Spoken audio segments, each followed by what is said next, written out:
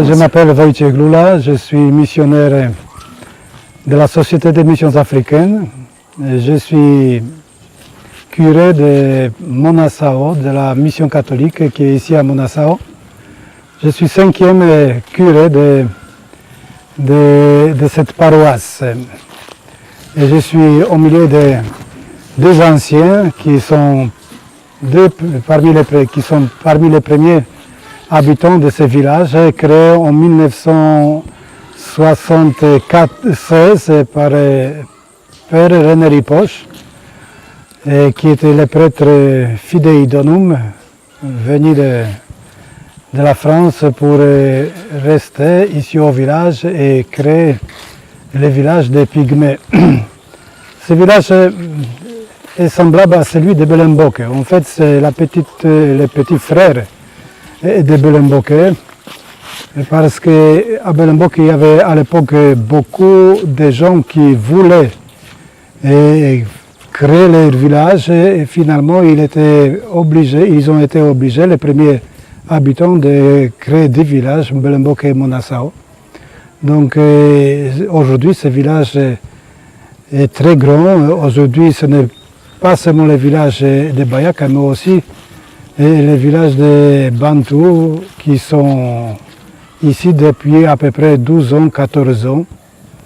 Et au total, j'estime qu'ils sont à peu près 4000 habitants.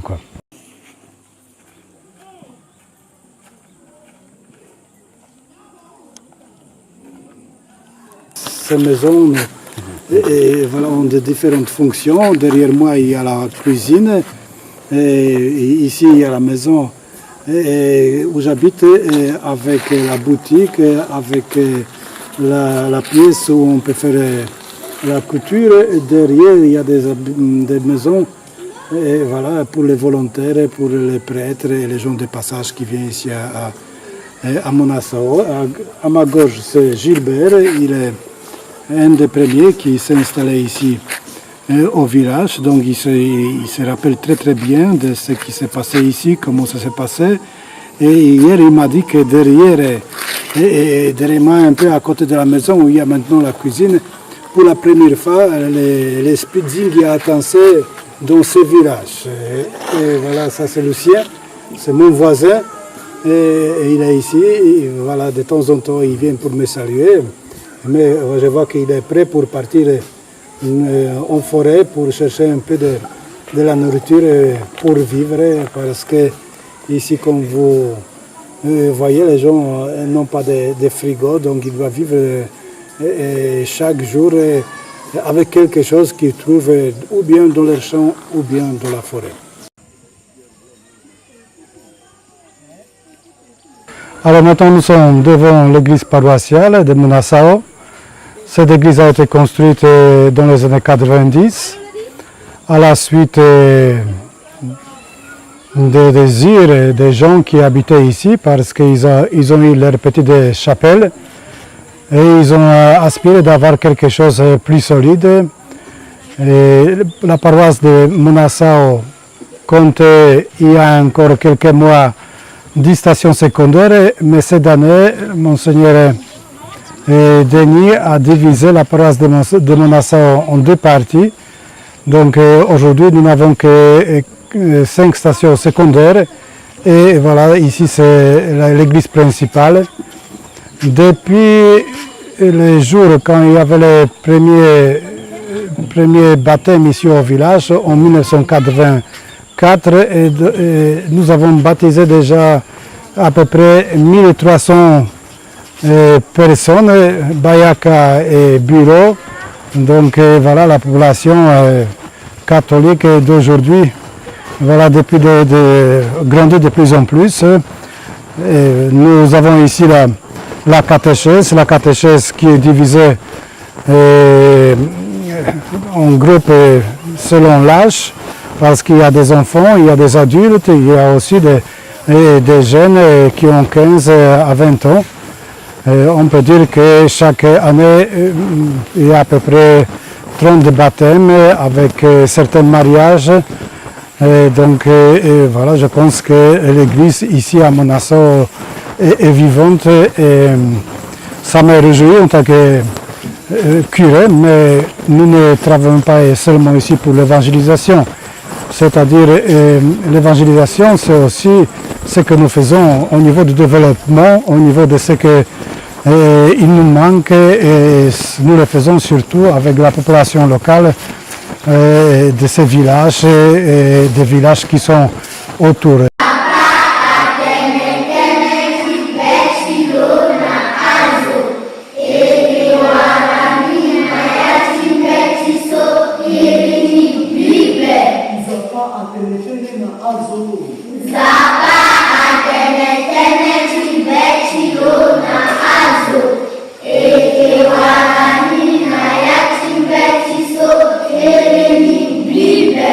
Maintenant, nous pouvons voir le dispensaire de Monassao qui est voilà, en train d'être développé, et nous sommes devant le premier bâtiment de ce dispensaire. J'ai la joie de travailler ici avec les volontaires, et volontaires qui viennent ou bien de l'Europe ou bien d'ailleurs, et voilà, ils nous aident à soigner les gens. Et actuellement, il y a les gens de Monassao qui travaillent, ce sont les agents de santé qui étaient formés par la mission et qui étaient envoyés en formation ailleurs pour aider la population locale. Et avec la présence de médecins que nous avons eu ici l'année passée, pendant 1 an et demi, donc chaque mois, il y avait à peu près 350-400 consultations par mois. Donc ici, on peut faire les choses essentielles pour aider la population. Donc il y a les soins d'urgence, mais il y a aussi les soins que les petits postes sont en train de faire ici dans la région. Et je pense que cela va changer bientôt parce que nous sommes en train d'agrandir nos possibilités en soins. Et ici, il y a un nouveau bâtiment, le bâtiment qui a été financé en partie par le WWF de Bayanga qui nous a aidé à faire ce bâtiment où il y aura le laboratoire, il y aura 2 salles d'hospitalisation pour 8 personnes avec le bloc d'opératoire. Et ici, la chambre, on aura un petit dépôt de médicaments. Ces médicaments, en partie, nous achetons au dépôt diocésain de Belembok ou bien à Bangui, là où il y a les dépôts nationaux pour tous les pays. J'espère que voilà, dans l'avenir proche, nous aurons aussi la possibilité, grâce à ces moyens, que vous voyez, voilà, accueillir chez nous aussi des spécialistes, les spécialistes chirurgiens, ophtalmologues, peut-être gynécologues qui viendront ici de temps en temps pour une période d'1 mois, de 2 mois, et on va soigner ici les gens avec plus avec des gens qui sont spécialisés et qui ont les meilleures performances. Et déjà, la semaine prochaine, j'aurai ici une dentiste qui viendra pour travailler 1 mois. Elle était ici déjà à deux fois. Maintenant, elle reviendra pour la 3e fois parce que les problèmes dentaires sont aussi une partie des grands problèmes de la population qui vit ici à Monassao et dans les villages qui sont autour de Monassao. Je suis Kangomari Nuela. Je travaille dans ce dispensaire. Nous sommes l'équipe de 4 personnels. Je fais la consultation et si les patients viennent, ça passe d'abord pour la préconsultation dont Nicole préconsulte et Chico chargé de petite chirurgie. Il y a une fille de salle aussi. Et après avoir fini la préconsultation, les patients déposent les carnets ici et je commence à les consulter par ordre d'arrivée, pardon. Et si je consulte, après avoir fini, les plaintes si le patient dit ses plaintes, je note tout ça et maintenant je donne les médicaments et celles-ci peuvent rentrer. L'hôpital accueille toutes les personnes. c'est pas pour... c'est pas quelque chose qu'on doit mettre des autres à l'écart et consulter seulement d'autres personnes. Nous consultons les Bantous et les Bayaka aussi.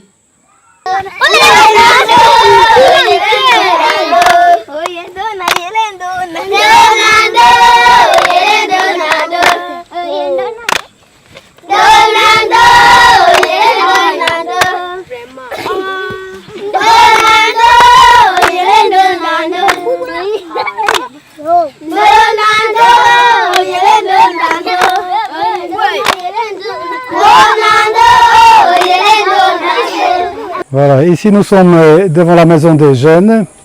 C'est un des premiers bâtiments qui était construit ici au village parce que les premiers missionnaires se sont rendus compte que la population, à part de leurs besoins premiers, a aussi besoin de se distraire un peu.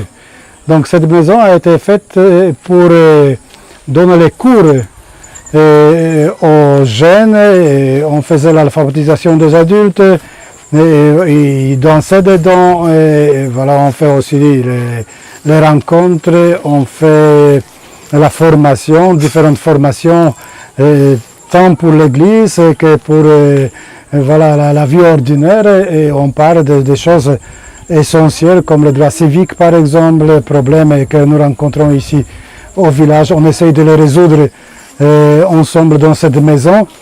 Et voilà, c'est un des endroits qui nous servent pour se rencontrer, pour parler de notre vie. Un des grands soucis pour nous ici à la mission, c'est voilà, la formation des jeunes, la formation des enfants.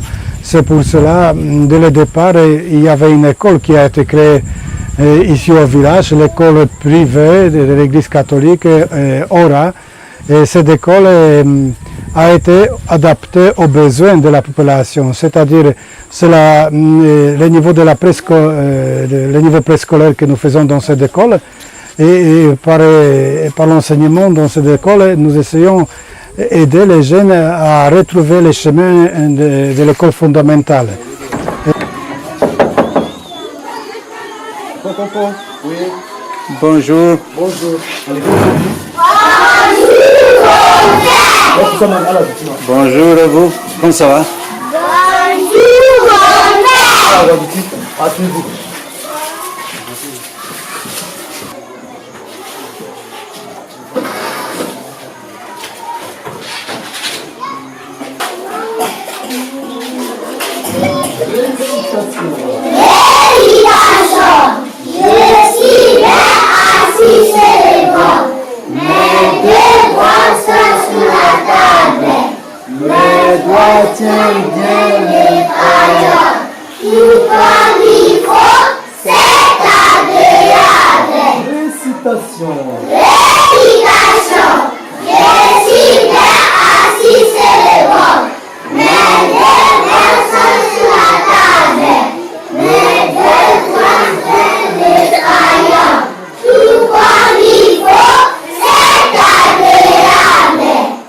Je suis moniteur à l'école Oura 1 à Monassau. Je travaille avec les enfants pygmées Bayaka, avec les enfants de la forêt pour apprendre la méthodologie de l'école Oura. Oura veut dire observer, réfléchir, agir. Parce que les enfants, pour apprendre aux enfants de donner l'idée d'un élève dans leur vie et donner aux enfants à apprendre dans leur vie et préparer eux pour l'école fondamentale. Ici c'est l'école Oura, on prépare les enfants sur l'idée d'un élève. Si les enfants commencent à Oura 1, ils doivent être admis ici à Oura 1, donc l'année prochaine l'enfant doit continuer à travailler à Oura 2. Si l'enfant travaille bien à Oura 2, il doit continuer, il est admis à Oura 2, il doit avancer à l'école fondamentale sur le directeur. S'il travaille mieux sur le directeur, donc l'enfant peut aller à Bayanga pour travailler là-bas. Je m'appelle Dimanche Paul Joël. Je suis directeur de l'école fondamentale 1. C'est une école de l'État. Je suis là avec les enfants Bayaka qui sont ici. Ces enfants entrent à l'Aura commandé par l'église. Et de l'Aura, ils viennent chez moi ici au CI comme au CP à l'âge de 6 ans. On les prend ici et ils doivent finir au CM2 par le concours et le CF1. Les enfants qui sont formés à l'Aura, qu'on appelle l'école de l'église, sont bien préparés. Quand ils viennent ici au CI, ils assimilent bien les leçons que les moniteurs leur ont enseignées à l'Aura 1 comme à l'Aura 2. Alors ce qui nous dérange un peu, c'est l'assiduité des enfants Bayaka à l'école fondamentale. Au début, ils viennent en grand nombre et maintenant, dans le mois de novembre et décembre, ils commencent à quitter l'école peu à peu et à la fin de l'année, le nombre a diminué des Bayaka à l'école. Le matin. Et le soir. Maman. Balai. La maison. Et ce n'est pas toujours évident pour les jeunes d'aller à l'école ici parce que les programmes scolaires, les problèmes de l'année scolaire ne correspondent pas au programme des chasses de la population Bayaka. Par exemple, au mois de décembre, par exemple, quand il y a la saison sèche qui commence, voilà, nous sommes au milieu de l'année scolaire et les jeunes, et surtout les enfants, sont obligés de partir avec leurs parents en forêt. Et tout d'abord pour chercher quelque chose à manger, mais aussi pour apprendre la vie dans la forêt. Et malheureusement, il y a beaucoup de jeunes, beaucoup d'enfants qui quittent l'école pour 1, 2, 3 mois. Et après, ils reviennent, donc ils sont en retard, ils sont découragés par le fait qu'ils sont en retard et finalement, ils n'arrivent plus à retrouver les chemins de l'école. C'est pour cela que nous essayons aussi de les encourager davantage en leur donnant, surtout dans la période la plus difficile, la nourriture après à midi, après les classes. Donc nous avons ici 4 classes, ça veut dire qu'il y a à peu près 200 enfants qui sont scolarisés dans l'école Aura et nous servons à peu près 200 élèves en leur préparant la nourriture qui change un peu aussi par rapport à leur nourriture habituelle. C'est aussi pour aider les enfants qui sont malnutris parce que maintenant avec les repas qu'on ne trouve plus très proche du village, ces enfants peuvent manger quelque chose qui a plus de vitamines, qui a plus ce qui est nécessaire pour la vie d'un enfant. Et voilà, il y a un de ces enfants qui arrive maintenant de l'école. Angia, Mogage, Mogana, voilà, na collectimo, Mokwe Moga. Voilà, donc vous voyez, dans l'école fondamentale, Mokwe, vous voyez, ce sont 2 enfants qui essayent d'apprendre. Ils n'ont pas de cahiers, ils ont des ardoises, et sur ces ardoises, ils essayent de faire les calculs comme on le voit ici. Ce sont 2 qui ont fait d'abord l'école Aura et maintenant ils sont à l'école fondamentale. Mais malheureusement, voilà, beaucoup d'enfants de ces villages n'arrivent pas jusqu'au niveau CM2. Et donc ils font 3 ans à l'école fondamentale et après ils quittent parce que voilà, la vie commence et il faut qu'ils participent aussi à la recherche de la nourriture et malheureusement c'est encore très fréquent. Tiens. Il y a peu de gens jusqu'à présent qui ont fini le niveau CM2.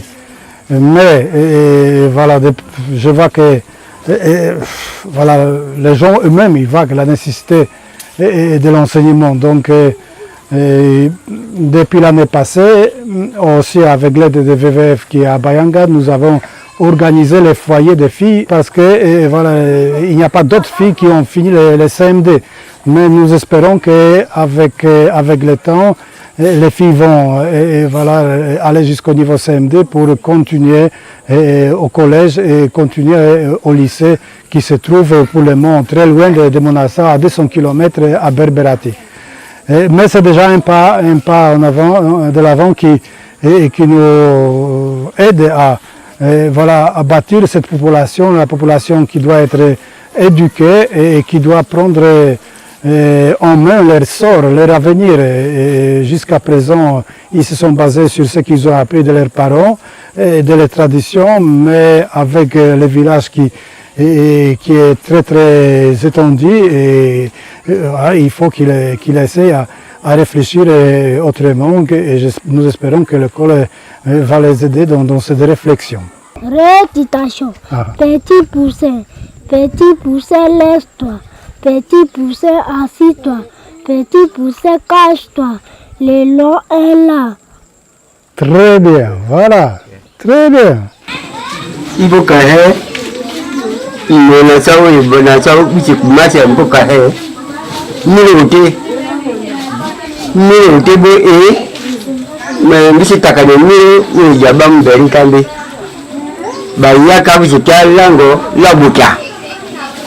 na polo dambi banga goho na biro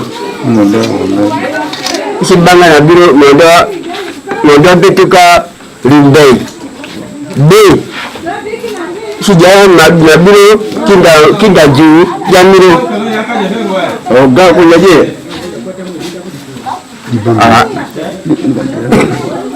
modo banga ngoyo bo ali kumase mboka takana mboka jaya nanjo mambuka bakia mambuka manjango mabayaka bike bon bakia mbuka bo bakia mambuka mapie babosa milima boma babanton baboma bayana na bantu mbuka wate bahala nawe na mbuka bajana rema bire bakia bonabo bakumase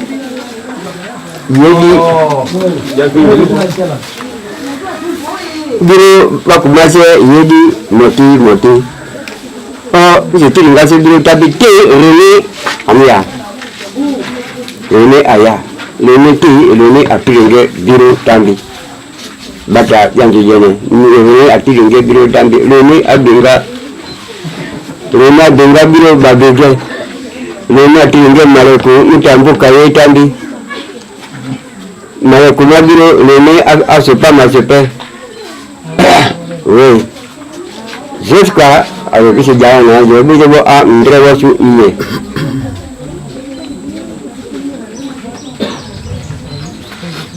bisa ngo yale ya kaona ya do ba explication ya vuri ngone ya dabu bas da ho no gandu mutam dilate ko bara ab ba ho na wango idi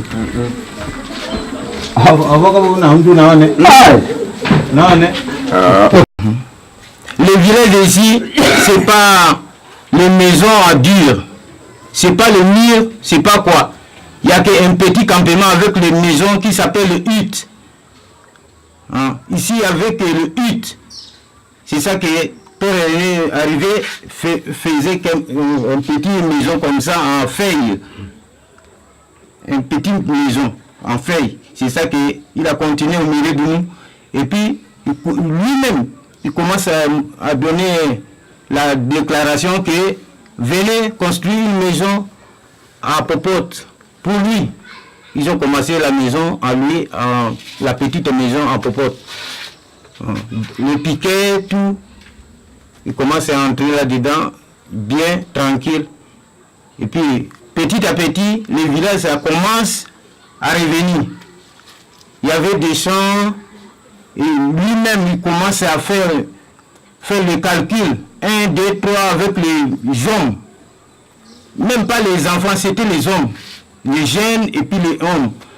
Ils commencent à faire commence à expliquer 1, 2, 3 avec les gens. Et puis petit à petit, le village, ça commence à venir. La SAS, au moment où il fait le calcul, et puis les gens partent à la SAS. La retour, c'était avec la viande, il fait la cueillette du miel, la cueillette du zigname sauvage. Toutes les choses sont sorties. Et puis la SAS à l'arbalète, les filets. Même pas de fusil. Il s'assied seulement avec les saguets.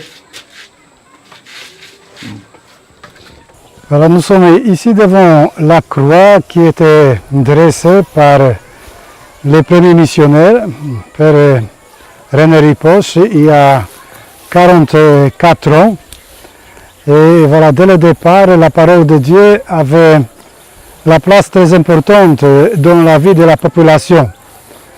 C'est parce que voilà, cette parole de Dieu a guidé la population dans leur démarche, les démarches qu'ils ont entrepris avec Jésus pour se libérer de leur esclavage et de leur situation d'autrefois, quand ils habitaient avec les autres dans leur village ou bien dans la forêt.